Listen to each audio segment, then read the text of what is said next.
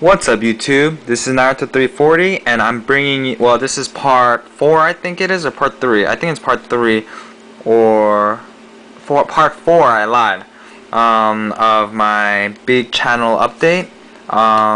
Thank you guys for just supporting me, and I would first like to, just thank you guys. Please keep subscribing, please keep rating, please keep commenting and all that good stuff. So let's take a look at today's deck list. A quick overview. You guys probably get what this deck is when you see these three, but yeah. Yep. If you guys guessed it, it's gonna be a deck out deck. If you guys don't know what this deck does, please watch this video. If you guys do know what this deck does, feel free to just skip, but I encourage you guys to watch. Anyways, let's start out with the monsters. We have 3 giant rats, 2 needleworms, 1 Sangan, and 1 morphing jar. Obviously, this is the pretty much standard monster setup. Giant rat is there to search out for your needleworms or morphing jar, pretty much, or to pretty much stall. Turn 1 they have a monster, turn 2 you summon, bash it in, summon this guy, and then start your whole chain of decking out process. Needleworms, it gives you the push if when you need it. When you can't afford to lose any more cards, you can always set this card, flip, and they lose the 5. Sangan to search out these 2 or your morphing jar.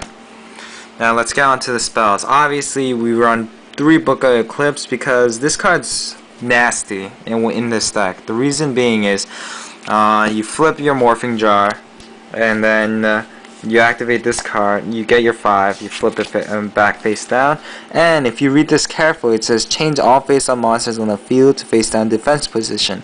During the end phase, flip all face down monsters on your opponent's side of the field and they draw 1 card for each.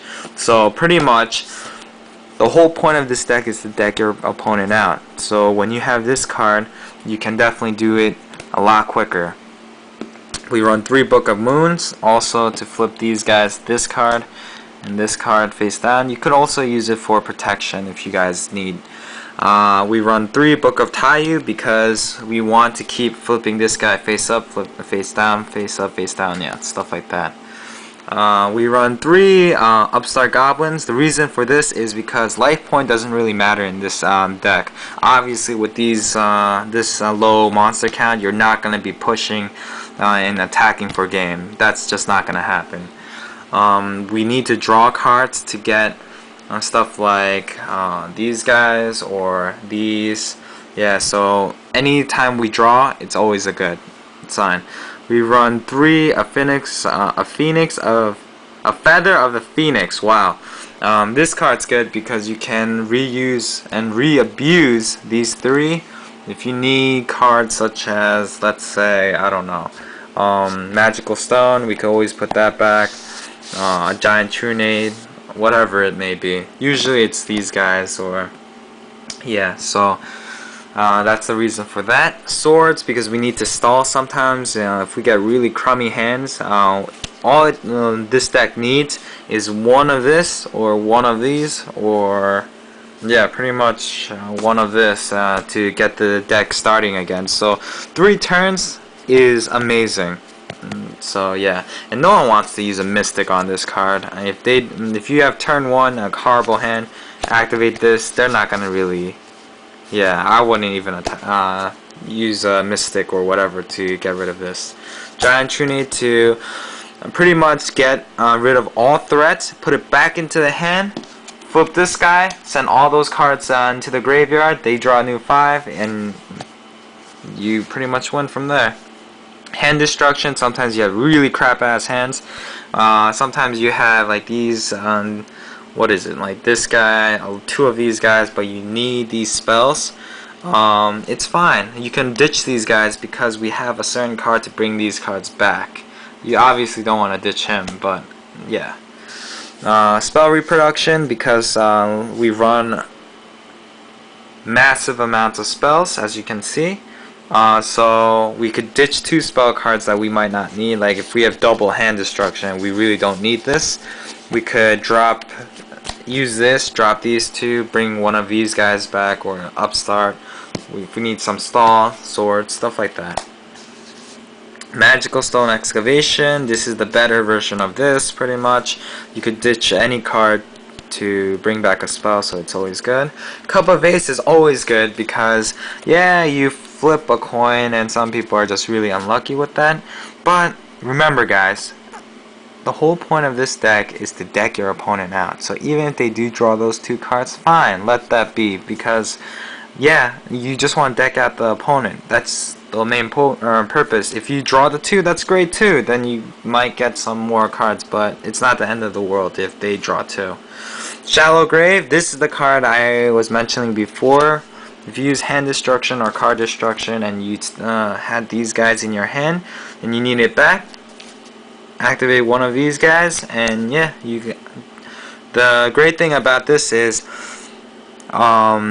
you get to special summon it, but it goes to face down mode. So Needleworm, face down, flip, obviously 5 cards, or let's say they destroyed your Morphing Jar on like early game. Once you get this card out, you could always bring this card back and then start your whole chain over again. We have Magical Mallet because sometimes this deck could produce really nasty hands. And when I mean nasty, I mean that it's horrible. No monsters, you have like 3 of these things, 2 of these things, and you can't really do much with it. Always able to recycle your hand is a good thing. Card destruction, recycling your hand, getting cards you don't need into the graveyard. Also pushing for game when they have what, 5 cards in their deck left, and you have this card, activate it, they ditch whatever, and they draw whatever amount it.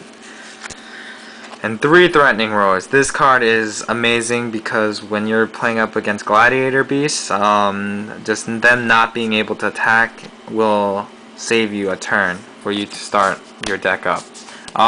This deck is very competitive. I wouldn't say this is just a fun deck because I actually went to one of my locals today. I know locals doesn't mean much because the quality of players might not be that great there, but I went there and I actually topped with this, so no one was expecting this at all. Everyone was playing obviously Light Swarm, Black Wings, and this deck, they have nothing on this deck besides the occasional Icarus attack, but then I sided in, I'll show you my side some other time, but yeah, I sided in some cards on that kind of helped, and usually I got this card out turn 1 or turn 2, and it was pretty much set after that. So besides Black Wings, this deck pretty much destroys every other deck. Why? Because it's a deck out deck. But yes, this is my deck out build. I mean, it's very standard. There's nothing really fancy about it. I mean, you could try running 3 of these guys, 3 of Shallow Grave, stuff like that.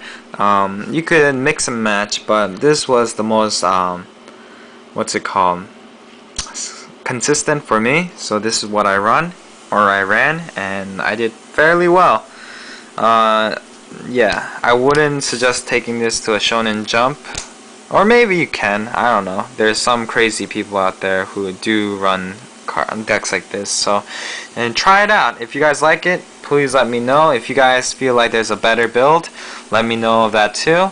And yeah, thanks for watching. Please rate this video, subscribe, comment, and yeah, this is another deck, and watch out for part 4, I think it is, and I'm going to be continuing on with this nonsense over here.